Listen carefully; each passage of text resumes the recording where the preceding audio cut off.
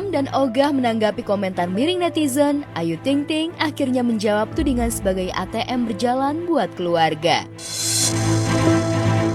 Karir melesat, pundi-pundi rupiah menggunung, wajar jika Ayu dianggap menjadi tulang punggung keluarganya.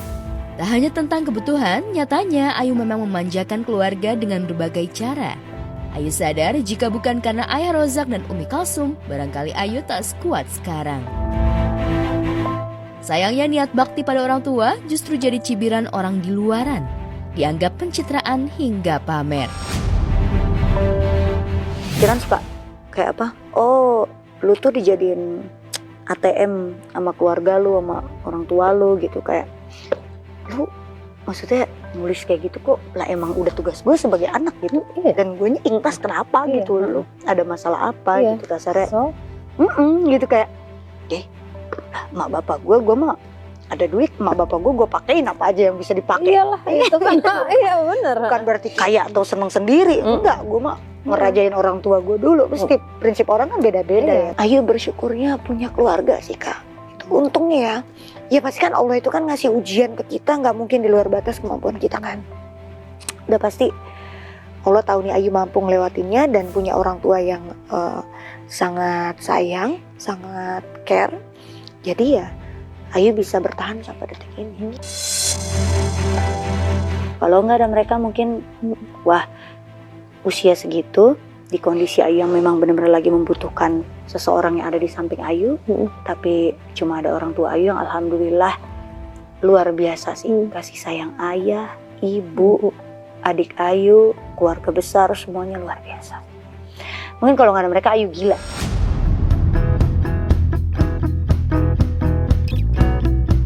Banyak orang mungkin tahu jatuh bangun Ayu sejak awal karir. Tapi tak semua orang benar-benar tahu bagaimana hancurnya hidup Ayu di usia yang masih belia. Sudah jatuh tertimpa tangga, Ayu tak hanya menanggung hidup sendirian saat mengandung Bilqis, Ayu seolah dipaksa kuat di tengah gempuran hujat dan nyinyiran banyak orang. Sadar yang terpenting dalam hidupnya hanya Bilqis, tangis Ayu pecah ketika menaruh harapan besar pada putri kesayangannya itu. Ini jugakah yang membuat Ayu ikut kata Bilqis untuk tidak menikah lagi?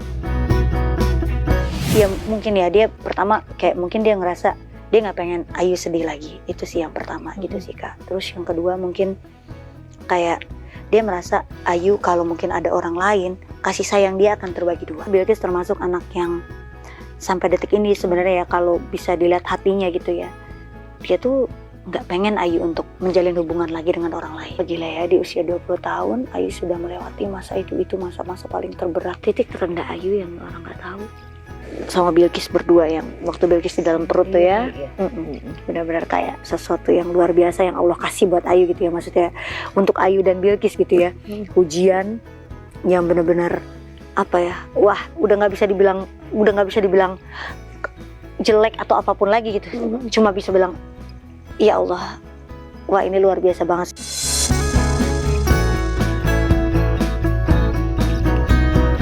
Berhasil melewati titik terendah dalam hidupnya, Ayu sepertinya ekstra hati-hati soal pendamping. 2 kali hubungan yang nyaris menuju pelaminan, nyatanya tak juga jadi obat atas kegagalan sebelumnya. Insyaallah ya. Tahun ini ya? Pengennya. Dari kalangan artis apa orang biasa sih Bu? Ada salah satu aja. Sekarang udah bahagia lagi Ayu. Pasti udah harus bahagia dong Ayu. Yang menarik, Ayu justru mengaku nyaman dan sayang pada Boy William. Tapi lagi-lagi, kedekatan Ayu dan Boy yang bahkan banjir dukungan tak lantas membuat keduanya serius menjalin hubungan. Kalau sama Boy karena emang udah dari dulu ya. Ayu duluan kenal sama Boy. Iya benar, dibandingkan sama Aygun. Kalau Aygun kan pas Ayu udah booming tuh. Tapi kalau Boy karena kita satu manajemen kan, dari sebelum kita sama Boy baru datang ke Indonesia, Ayu baru masuk ke manajemen SMN, itu tuh bareng tuh kak nyari uangnya. Boy nge-host di acara dangdut Ayu, terus kita sering syuting bareng sampai nge-MC. Dari dia belum bisa bahasa Indonesia lancar, sampai Ayu yang ngajarin dia bahasa Indonesia. Kalau ditanya saling sayang ya pastilah kita saling sayang karena kita udah lama banget kan kak. Gitu. Tapi kan kita nggak tahu kalau yang namanya jodoh ya. Kalau emang belum jodoh sih nggak akan ya kak. Maksudnya ada juga orang yang besok udah mau menikah, tapi kalau misalnya memang belum jodoh, balik lagi kan Kak gitu. Ya mungkin memang belum jodohnya yang pertama gitu. Mungkin memang Ayu harus melalui proses itu juga. Jadi Ya, belajar Kak, jadi belajar gitu. Karena Kak Ayu pengen untuk kedepannya nih berumah tangga tuh pengen panjang kan, pengen Iyalah. seumur hidup Kak gitu. Karena udah cukuplah sekali gagal, kalau bisa ini yang terakhir dan selamanya gitu. Jadi harus kalau bisa dibilang hati-hati sih, iya Kak, harus hati-hati gitu. Makanya bukan kayak orang bilang terlalu pilih-pilih, terlalu apa. Nah, memang harus milih-milih.